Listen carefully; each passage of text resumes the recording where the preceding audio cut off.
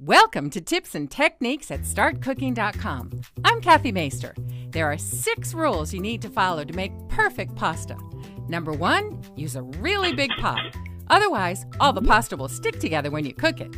Number 2, boil lots of water, at least 4 quarts for 1 pound of pasta. Be sure to cover the pot so the water comes to a boil more quickly. Number 3, add 2 tablespoons of salt to the pot after the water comes to a boil. Number 4, put in your pasta and bring the pot back to a boil. Number 5, be sure to give it an occasional stir.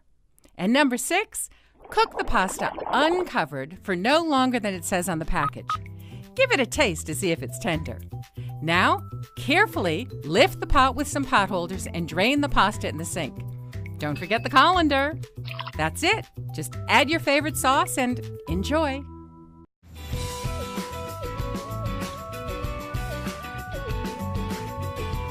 Now, if you're like me, you have t-shirts and they're just like thrown a wad in your closet, and you're not folding them properly so that you can stack them nice and neatly. Well, lucky for us, fashion reporter Allison McNamara is here to show us how to properly fold a t-shirt. I'm here to save the day. So there are a lot of different ways to fold a tee, and they're not incorrect, but I have a really fabulous way that is almost life-changing. But before we get started, I want to see how you fold a tee. A life-changing fold. It is awesome. Okay. All right, let's do this. This is how I fold a t-shirt. Okay. I was in retail, so I may have an upper hand. Kind of know what you're doing. I kind of know what I So this is a very average fold, I will say. You know, most people fold like to this. Think that's above average. It looks fantastic. It's neat. It's tidy. So you know, you get an A-. Okay. All right, but I'm going to show you this really fun, fast way that really is so easy. It guarantees a perfect fold every single time, and it's great for packing or when you do lots of laundry. And you got it all piled up, right? Okay. You watch How this? can it be that different? Is Ready? What I'm wondering. Okay. Ready? 1, 2, and I am okay. done. What just happened, right? You blew my mind. Okay, so here, let's lay our tees out horizontally. What did you just do? It looked like a magic I'm going to show trick. you. It basically is a magic trick, right? So you're going to take your 2 fingers. Hold on. All right, you ready? Yeah. 2 fingers, and you're going to pinch right here by the shoulder and then midway through the top, Here. right? Got it. Just like that. And you're going to take your left hand and go the whole way over to the hem of the tee and grab it all, right? Yes. Here's where the magic happens. You're just going to unwind your arms. Like just this. like that. Yep. Then we're going to lay it down like that and then fold it over.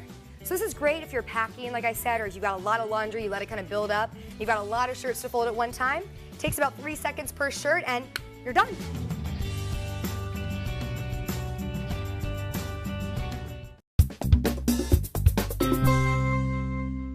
How to remove ink stains from fabric. Getting ink out of fabric is a tricky business, often best handled by a dry cleaner. If you want to try it yourself though, here's what to do. You will need denatured alcohol, also known as methylated spirit, cotton balls or pads, salt, and milk. Optional, soapy water. Step 1. Treat the stain immediately. Ink stains are almost impossible to get out once they've set in. Step 2.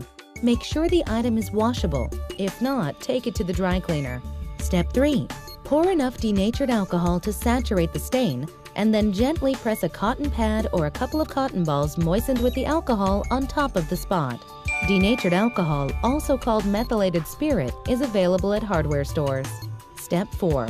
As the cotton soaks up the ink, replace it with fresh alcohol-moistened pads or cotton balls, repeating until they have picked up all the ink they can.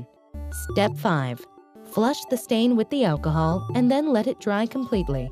If the ink is water-based, like the ink from a felt-tip pen, alcohol may not remove the whole stain. Apply soapy water, then flush the stain with warm water before proceeding. Step 6. If any ink remains, gently rub some salt into it and soak the stain in milk overnight. Did you know? During the Revolutionary War, both sides sent messages in invisible ink, written between the lines of an innocent letter in regular ink, in case the enemy found them.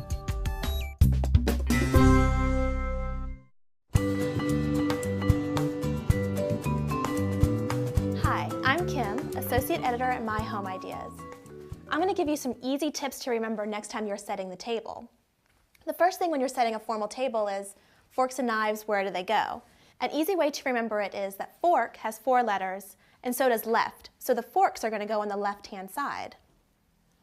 We're having salad, which is the smaller fork, and we're having it first, so it's going to go closest to the outside of the napkin. And the dinner fork, which is larger, will go inside. You're working from the outside in with your utensils. You can set these anywhere you like on the napkin. It is proper etiquette to push them to the bottom, but these are just guidelines. You can do whatever you like, really. Next, knife has 5 letters, and so does right. So the knife is going to go on the right-hand side with the blade pointing in toward the plate. Spoon also has 5 letters in it, so it's going to go on the right. Tonight I'm serving soup, so I have a soup spoon I'll put right next to my knife. For dessert, we're serving cake and ice cream, so I have a spoon and a fork. So they sit right in front of the plate. Finally, for the glasses, we're going to put them above the knife in the order that we're going to use them. Starting with our ice water glass, it's going to go closest to the plate above the knife. Then we'll serve wine, so our wine glass will go directly next to it. And finally, our champagne flute. Now, if these are too spread out, taking up too much space, just cluster them into a triangle. It looks nice with the different heights, and everything's there ready to impress.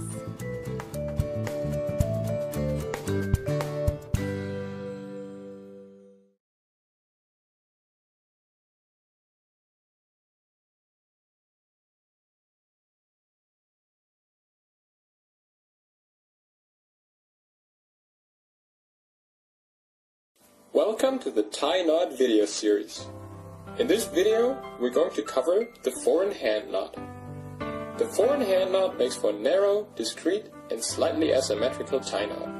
It is best suited for a standard button-down dress shirt and works best with wide ties made from heavy fabrics. Let's go through the 4-in-hand knot once more.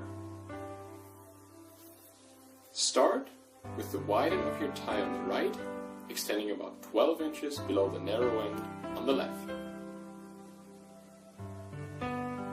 Then cross the wide end over the narrow end. Turn the wide end back underneath the narrow end. Continue by bringing the wide end back over in front of the narrow end again. And while doing that, make sure that your hands form a little bridge. Then pull the wide end up through the loop around your neck.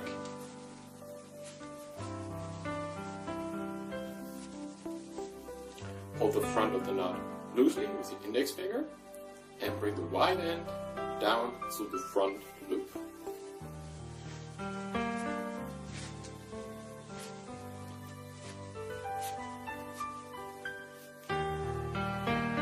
Last, remove your finger and tighten the knot carefully to the collar by holding on to the narrow end and sliding the knot up.